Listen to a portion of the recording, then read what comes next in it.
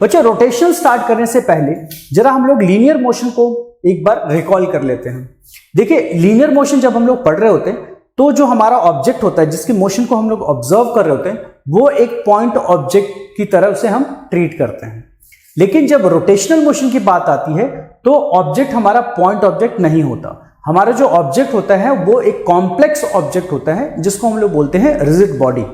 तो इस पूरे चैप्टर को समझने के लिए सबसे पहले हमें समझना पड़ेगा कि एक रिजिड बॉडी क्या होती है। बेसिकली क्या है रिजिड बॉडी?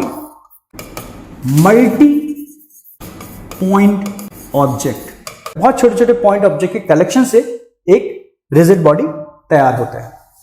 लेकिन रिजिड बॉडी को डिफाइन करने के लिए ऐसे तो बहुत सारी चीजें मल्टी पॉइंट से मिलकर बनी होती हैं, तो जरूरी नहीं है कि उसको हम लोग रिजिड बॉडी बोले। बट हाँ, प्राइम कंडीशन यही है कि वो मल्टी पॉइंट ऑब्जेक्ट होना चाहिए। बट इसमें सबसे इंपॉर्टेंट कंडीशन क्या है कि मान लीजिए हमारे पास एक मल्टी पॉइंट ऑब्जेक्ट है, ठीक है, इसमें बहुत सारे पॉइंट पार्टिकल्स हैं, ठीक है, और अगर इस ऑब्जेक्ट के मोशन को हम लोग इस रेफरेंस फ्रेम में देखें तो मान लीजिए एक पार्टिकल जो इस बॉडी का हिस्सा है, पार्ट है, उसका इस पॉइंट से डिस्टेंस या पोजीशन इसकी लेट्स से r1 है, और एक ऑब्जेक्ट जो पॉइंट ऑब्जेक्ट इसी रिजिड बॉडी का हिस्सा है उसकी पोजीशन r2 है, ठीक है। तो अब ये सही मायने में रिजिड बॉडी तब कहलाएगा जब during the motion of this object इनके बीच का सेपरेशन चेंज ना हो।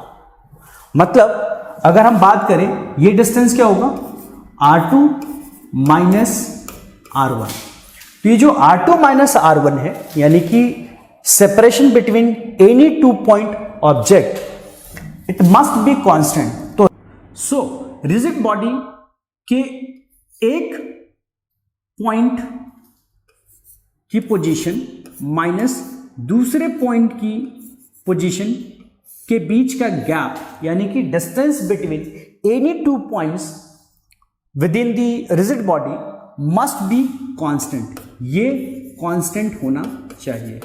ये बेसिक डेफिनेशन है रिजिड बॉडी का। तो रिजिड बॉडी में दो चीजें होनी चाहिए, एक तो वो मल्टी पॉइंट ऑब्जेक्ट होना चाहिए, और अगर वो मल्टी पॉइंट ऑब्जेक्ट है तो उसके किसी भी दो पॉइंट के बीच का डिस्टेंस कभी भी चेंज नहीं होना चाहिए, तभी वो रिजिड बॉडी कहलाएगा।